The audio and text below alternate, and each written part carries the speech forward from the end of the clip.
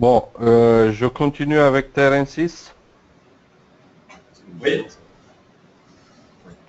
Bon, donc j'ai préparé un cas test. Bon, je l'ai pas, c'était pas moi qui l'a codé qui l'a développé dans Terrain 6.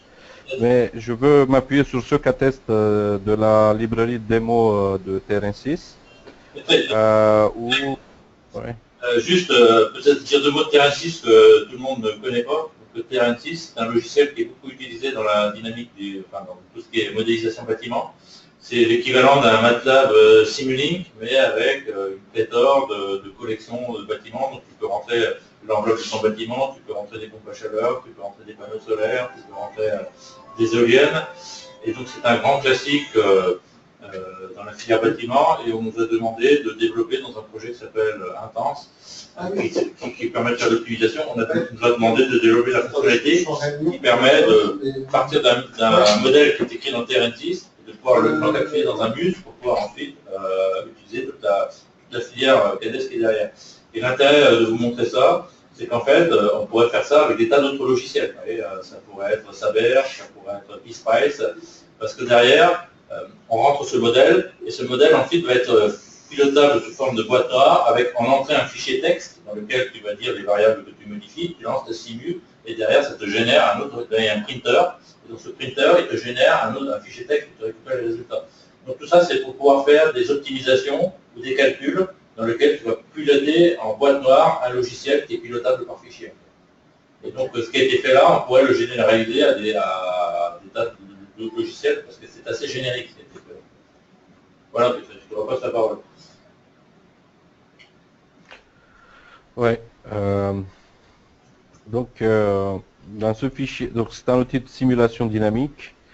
Donc, sur cette schématique, sont connectés plusieurs composants. Il y a un composant WebDR qui utilise en entrée un fichier externe de description météo. Donc, ça, c'est un fichier d'entrée pour cette simulation. Il y a des modèles, bon, il y a un modèle panneau solaire, il y a un modèle d'une pompe en réservoir. Ensuite, il y a des intégrateurs, donc il y a aussi des opérations mathématiques sur les différentes variables d'état qui sont manipulées par ces composants. Bon, je ne connais pas en détail ce modèle, je peux faire juste une description comme ça rapide. Il y a aussi des composants qui permettent de faire du post-processing des résultats de simulation. Donc dans ce cas-là, on a deux plotters. Ça nous fait les tracés de courbe de la réponse temporelle du système. Et il y a aussi deux printers qui en fait récupèrent toute la réponse temporelle, toute la réponse simulation du système, et écrit les valeurs des variables dans des fichiers texte. Juste pour avoir une idée, un printer, ce printer par exemple, il est censé m'écrire ces 6 variables dans un fichier texte. Ce fichier texte, il est déclaré dans cet onglet External Files. Et l'autre printer, par exemple, il est censé m'écrire ces 6 valeurs toujours dans un fichier externe, dans un fichier de sortie. Donc,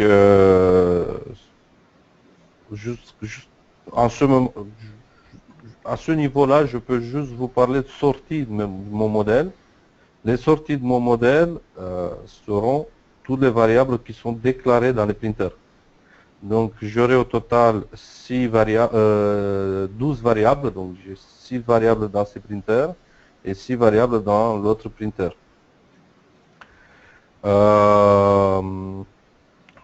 Je vous rappelle que j'ai un fichier de sortie dans ce composant, un fichier d'entrée dans ce composant météo. Donc, en conclusion, j'ai un fichier d'entrée dans cette simulation et deux fichiers de sortie. Et dans ces deux fichiers de sortie, je récupère 12 variables sorties. Les entrées, les variables d'entrée de mon modèle, on verra comment on va les déclarer dans CADES. Donc, ce que je veux faire dans CADES, c'est de exécuter cette simulation. Donc, je vais exécuter cette simulation dans Terrain 6 et je veux vous montrer la réponse de ce système dynamique. D'accord, ça c'est la réponse. Donc, je veux récupérer dans CADES la dernière valeur de cette réponse. Donc, la valeur de la variable d'état au pas de temps final. Donc, ça, c'est ce qu'il sait faire CADES normalement avec ses modèles TRN6. Donc, pour faire cela, je vais aller dans CADES. Je vais utiliser l'action import TRN6. Dans ce dialogue, j'ai besoin de préciser quel est mon DCK file. Donc, je fais browse.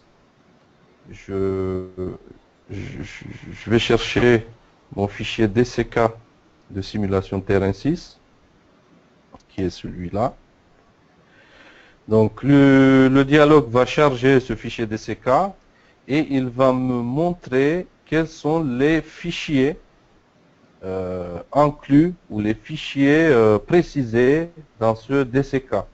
Ces fichiers sont précisés à l'aide d'une instruction assign. Donc, on va trouver dans ce dialogue les fichiers d'entrée et les fichiers de sortie. Comme vous avez vu, j'ai deux printers. Donc, elles sont reconnues automatiquement comme fichiers de sortie. Et j'ai encore trois fichiers que le dialogue les met par défaut dans la catégorie d'entrée. Un fichier, c'est le fichier de météo. Donc ça, on est d'accord que c'est un fichier d'entrée. Et il me trouve aussi deux fichiers de plotter, parce que les deux plotters que je vous ai montrés créent aussi deux fichiers de sortie. Donc, ces deux fichiers d'entrée, normalement, ces deux fichiers d'entrée doivent être normalement traités comme des fichiers de sortie. Donc, je vais changer leur type. Je sélectionne et je le mets dans la liste des sorties. Donc, normalement, à ce niveau-là, j'ai défini la situation de mes fichiers d'entrée-sortie pour la simulation qui aura lieu dans CADES plus tard. Donc, je valide, je fais OK. OK.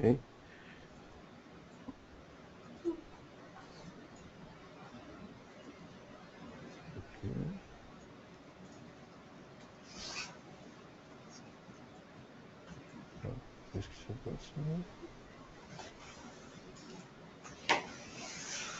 Est-ce que je dois faire...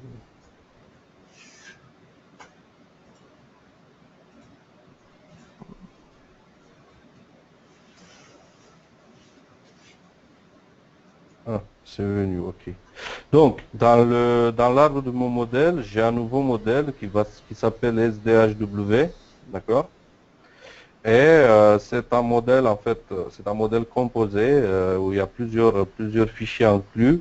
Donc, je peux aller chercher, je peux aller voir quel est le contenu en termes de fichiers de ce modèle SDHW. Donc, j'ai des fichiers d'entrée, j'ai des fichiers de sortie et j'ai des configurations. Et on va voir que dans les sur les fichiers d'entrée, je vois le DCK, le fichier initial plus le fichier météo. Dans les fichiers de sortie, je vois les fichiers de printer, je vois les fichiers de plotter, d'accord. Et dans les configurations, je peux paramétrer l'exécutable, le schéma vers l'exécutable de TRN6. D'accord. Donc, si je compile ce modèle, si j'essaie de faire compute sur ce modèle, donc je compute, j'aurai aucune variable d'entrée.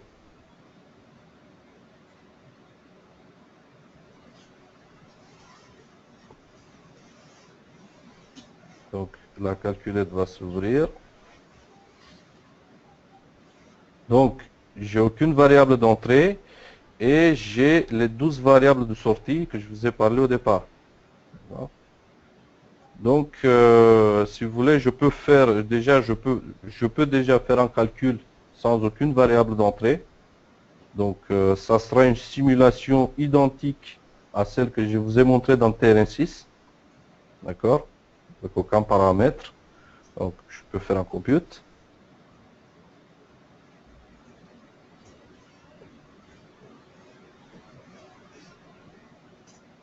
Et donc, j'ai obtenu le jeu de valeur, le jeu de valeur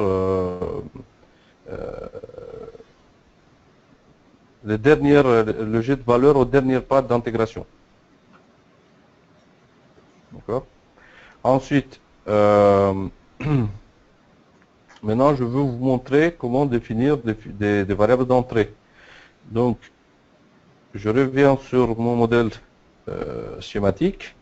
Et disons que sur les panneaux solaires, je veux que on prend de façon aléatoire, donc disons le panneau solaire, et je veux que la surface du collecteur soit variable. Donc je veux que la surface du collecteur soit pas fixée à 5, mais qu'elle soit variable, que je puisse la paramétrer et que je puisse la changer dans la calculette pour faire des calculs sur plusieurs points ou pour tracer une courbe en fonction de cette surface du collecteur. Et pour cela, j'ouvre le fichier DCK. Donc, je vais dans le modèle au niveau de input ressources. J'ouvre le modèle DCK. J'identifie la partie collecteur. Donc, collectors.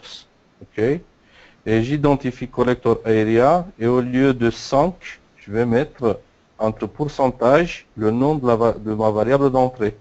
Donc je vais l'appeler collector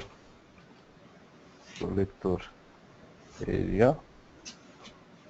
D'accord.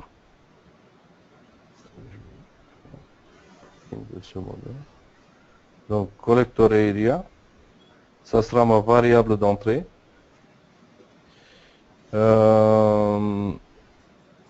Ensuite, est-ce que je veux une autre? Je peux déclarer plusieurs variables d'entrée. Par exemple, sur le réservoir, je veux que le volume du réservoir soit aussi une variable d'entrée. C'est aussi un paramètre que je peux affecter sur plusieurs points pour faire plusieurs calculs. Donc, je vais me positionner sur la partie tank et je cherche tank volume. Donc, tank volume, je vais écrire tank volume. Donc maintenant, si j'ouvre ce modèle dans la calculette, donc je fais compute, il va se régénérer. Normalement, il faut que je retrouve deux variables d'entrée, collector area et tank volume. Donc j'ai collector area et tank volume. Je vais les initialiser, je vais dire 5.5. Pour tank volume, c'était 0.03. Bon, je peux mettre 0.4. D'accord. Et je peux exécuter TRN6 pour voir qu'est-ce que ça donne la simulation pour ces deux nouvelles valeurs de paramètres.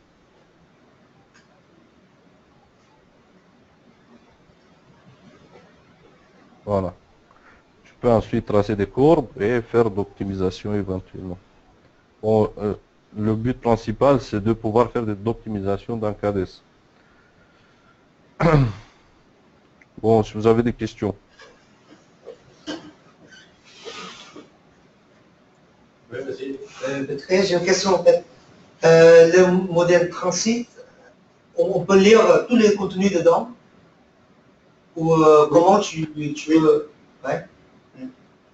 Qu'est-ce que tu appelles par lire tout le contenu? Le contenu. Par exemple, le modèle par planche, on peut lire tout ça pour calculer des... Non, je ne pense pas que tu n'as pas nécessairement accès aux équations des modèles. Ouais. Par contre, effectivement, tu vois, tu pilotes un solver qui prend en entrée une collection de fichiers.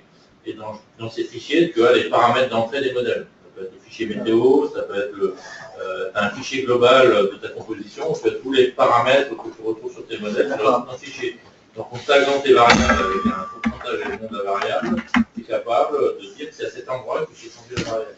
De la même manière que tu génères un fichier de sortie et spécifier, indiquer comment tu peux récupérer les sorties. D'ailleurs, du coup, c'est vrai que... enfin, tu confirmes les traits, c'est ce que je raconte. Oui, oui, Oui, tout à fait. On n'a pas accès, on n'a pas... Si j'ai bien compris, c'est qui a parlé? C'est Bin, c'est ça? Oui, c'est Bin. Oui. oui. Oui. Donc, si tu veux l'équation de ce composant, par exemple tank, on n'a pas accès à ces composants. À ma connaissance, j'espère que je ne me trompe pas, c'est des modèles compilés, codés et compilés sous Fortran. Hein. Ils ne donnent pas les équations de ces modèles.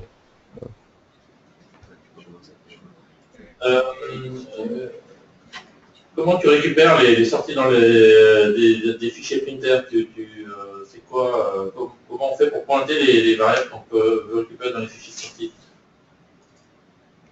Les variables des fichiers donc les variables sorties sont les variables qui sont connectées au printer en fait. Ah oui. Il y a un onglet entrée, input, et normalement ici tu peux définir autant de variables que tu veux et les connecter. Dans ce cas-là, je pense que donc c'est l'utilisateur qui maîtrise en fait son modèle, il sait de quoi il peut avoir besoin.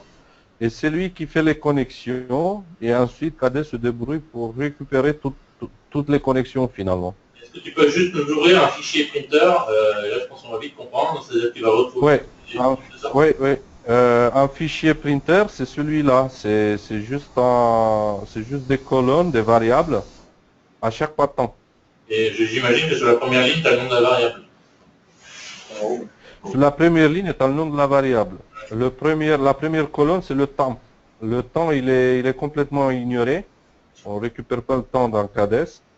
Et ce qu'on fait dans ce fichier, comment on parse ce fichier? Donc on prend le header, on prend tous les noms de colonnes dans ce fichier et on récupère la dernière valeur de simulation, c'est-à-dire la dernière ligne.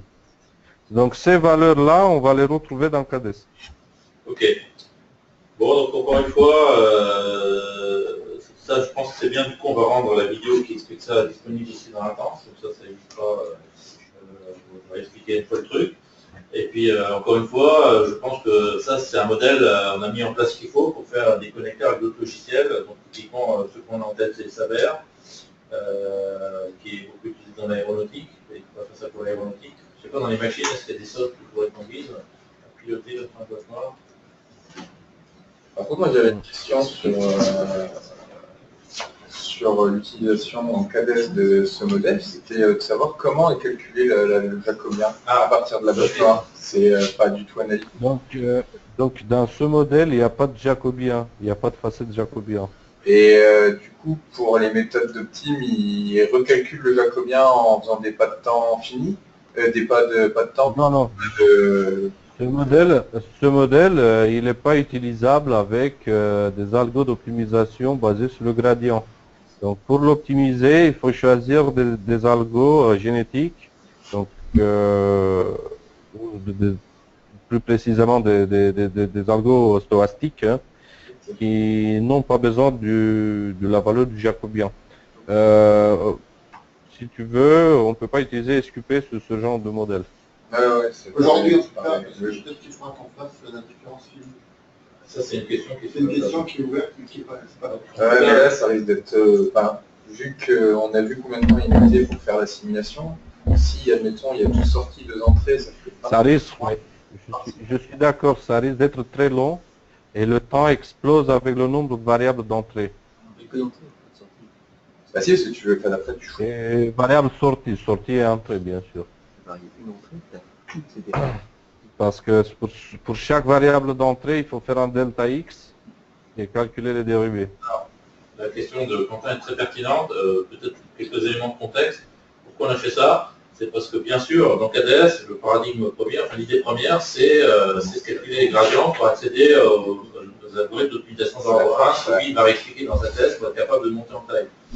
Ça ne change pas. Simplement, quand on avance dans le processus de design, c'est vrai dans les bâtiments comme ailleurs, à partir d'un certain moment, tu veux utiliser des modèles plus fins qui sont implémentés sous forme de boîte noire et faire de l'optimisation sur quelques paramètres, comme le fait typiquement God.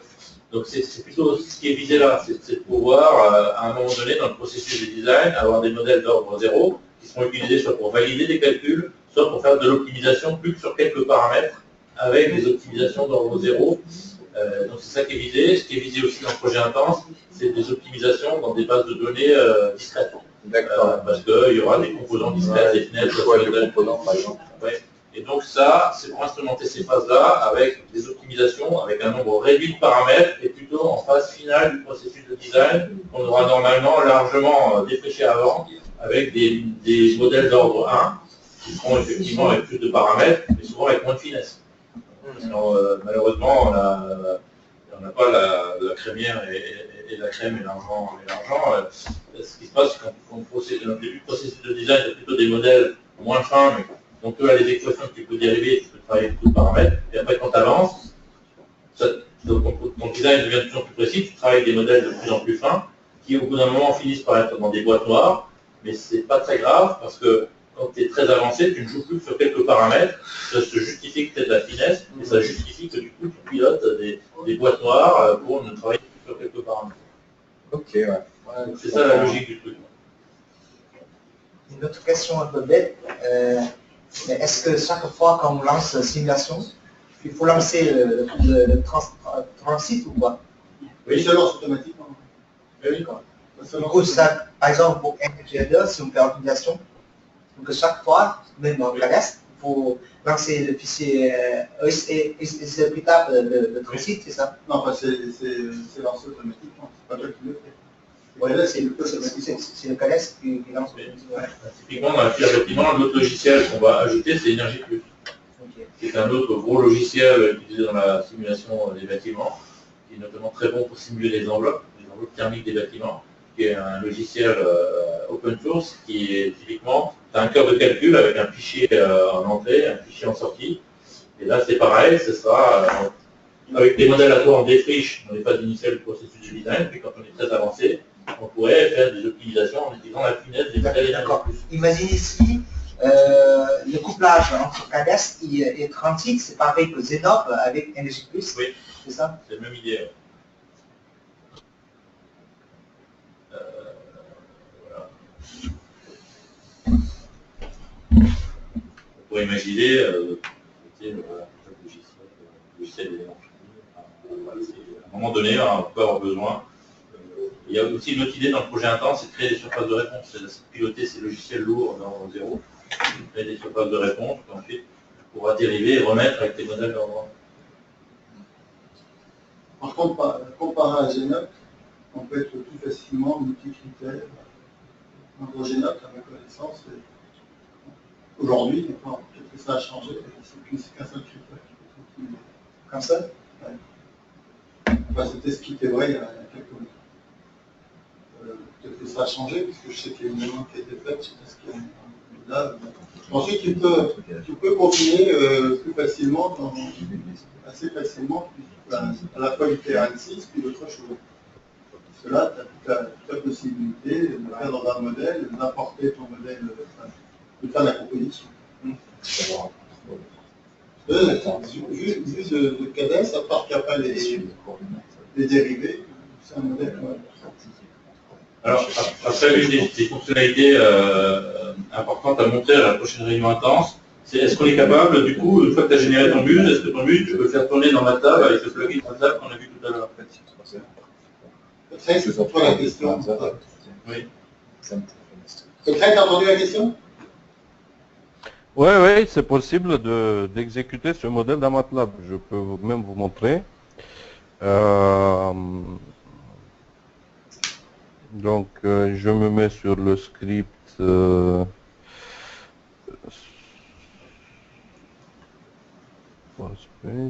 me mets sur ce script. Bon, je vais créer un nouveau. Moi, je ne sais pas si on va faire ça, on te passe la parole.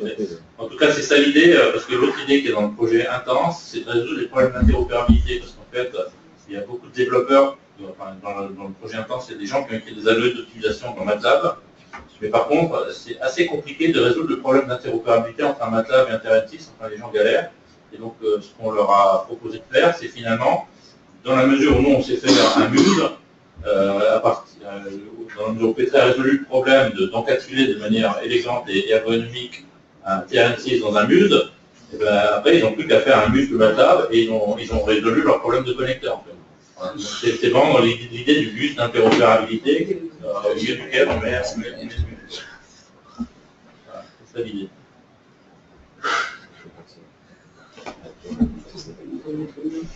Ah oui. Ça veut aussi.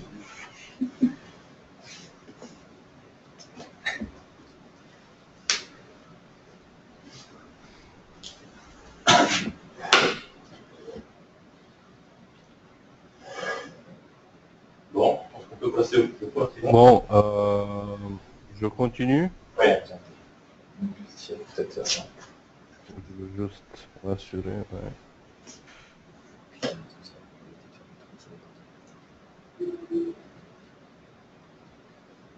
Normalement, ce script doit tourner. Donc, je récupère totals et tacol.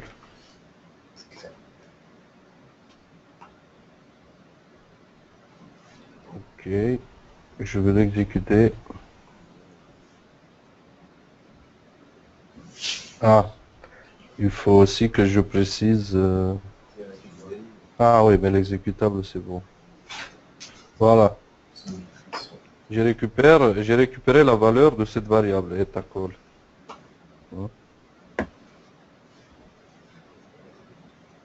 D'accord? Donc ça, c'est la liste de mes variables de sortie. J'ai deux entrées. Et ça, c'est la valeur de etacol. Excellent. Bon, ensuite...